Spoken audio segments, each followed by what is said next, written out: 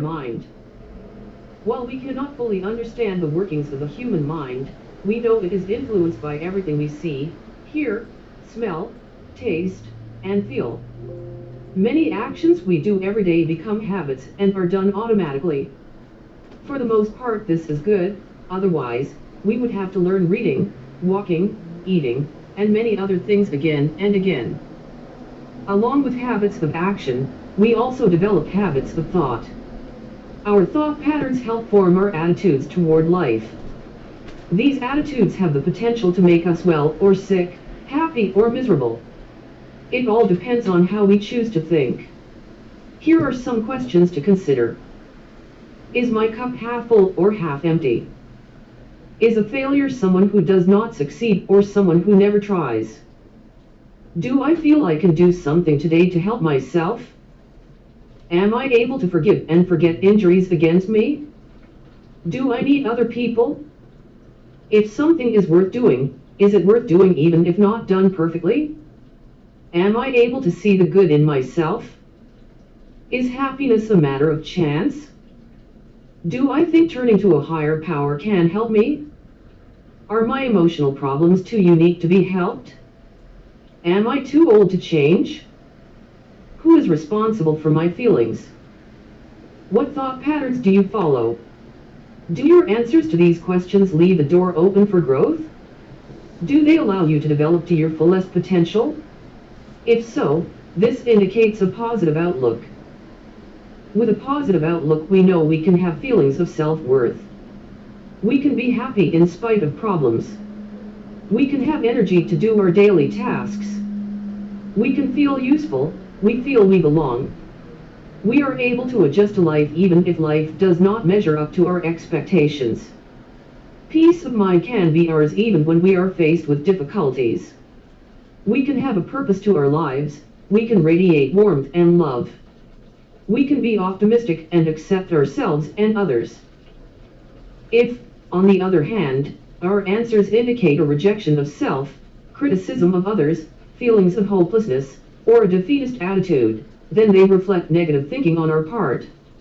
We may have symptoms such as anxiety, panic, abnormal fears, guilt, depression, self-pity, remorse, worry, insomnia, tension, loneliness, withdrawal, boredom, fatigue, or despair. We may experience compulsive behaviors, obsessive thoughts, suicidal or homicidal tendencies, psychosomatic and physical illnesses. If we are experiencing any of these symptoms, we must change our thought patterns or we likely will stay sick. In the ordinary course of a day, a great many thoughts pass through our minds. Naturally, some of them may be negative. It is not the occasional negative thought which causes us trouble. It is when we dwell on it, deny it, or feel guilty about it that it grows into a problem. When we first developed our negative attitudes, we did so to protect ourselves from the pain of being rejected by others or ourselves. We chose our behaviors and attitudes to escape from reality and from the responsibility we have for ourselves and our actions.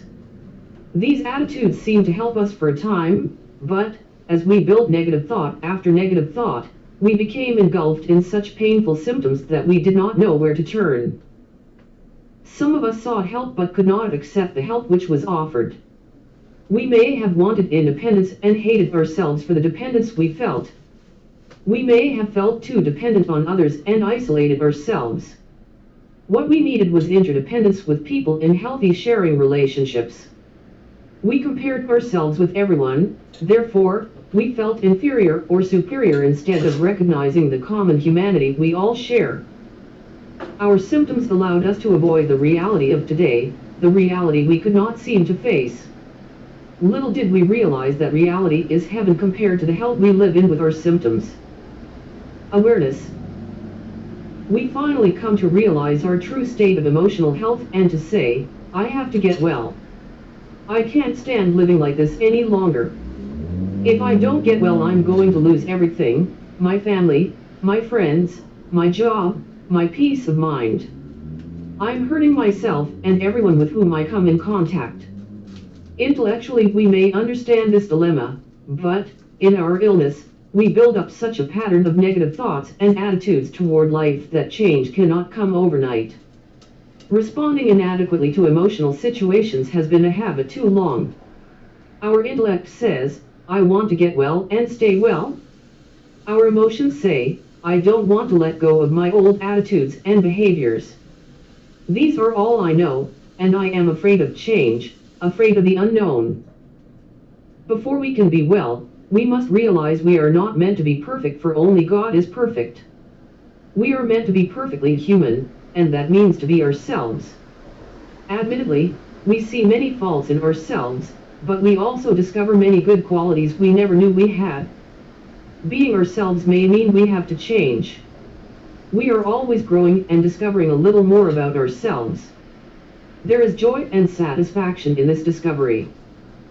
Having emotional problems should cause no more guilt than having cancer or heart disease.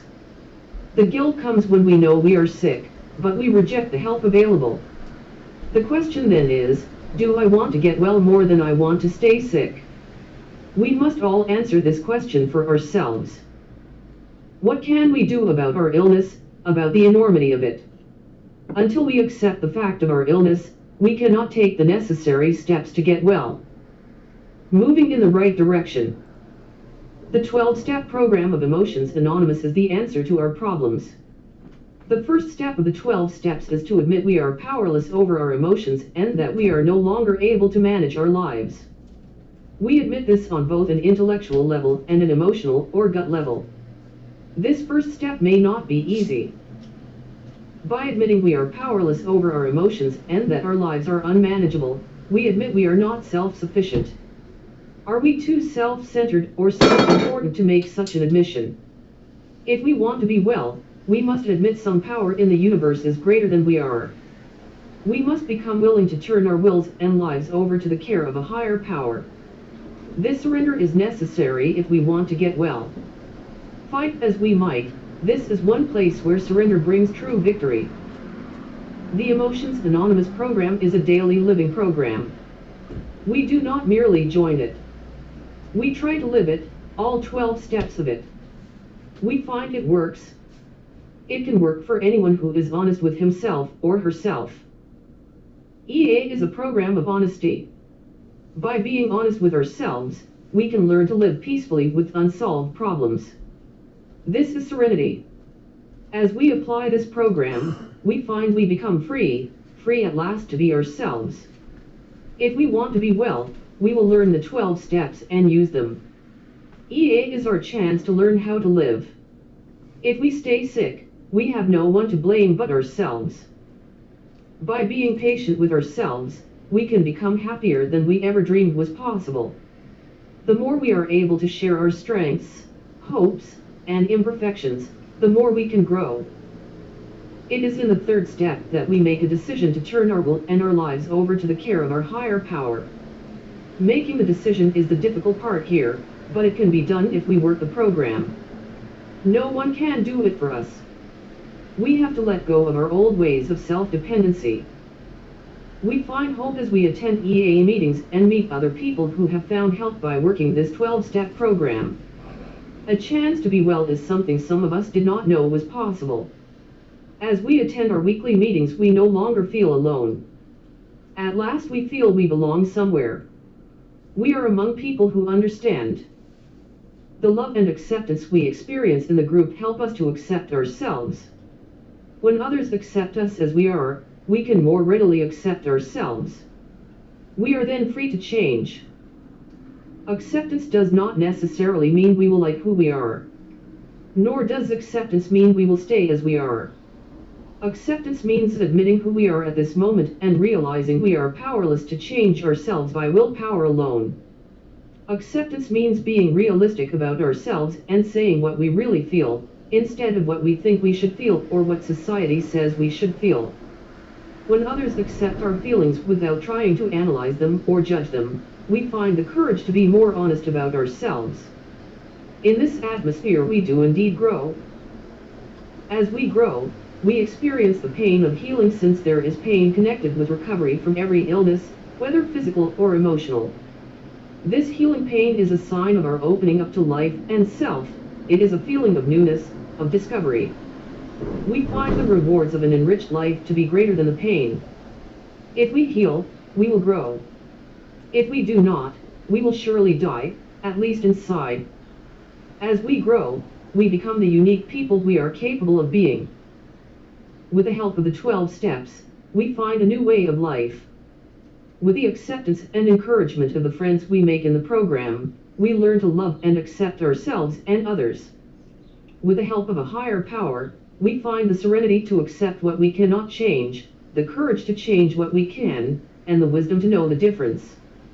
With the help of the 12 steps, our new friends, and our higher power, we find ourselves and the reason for our existence.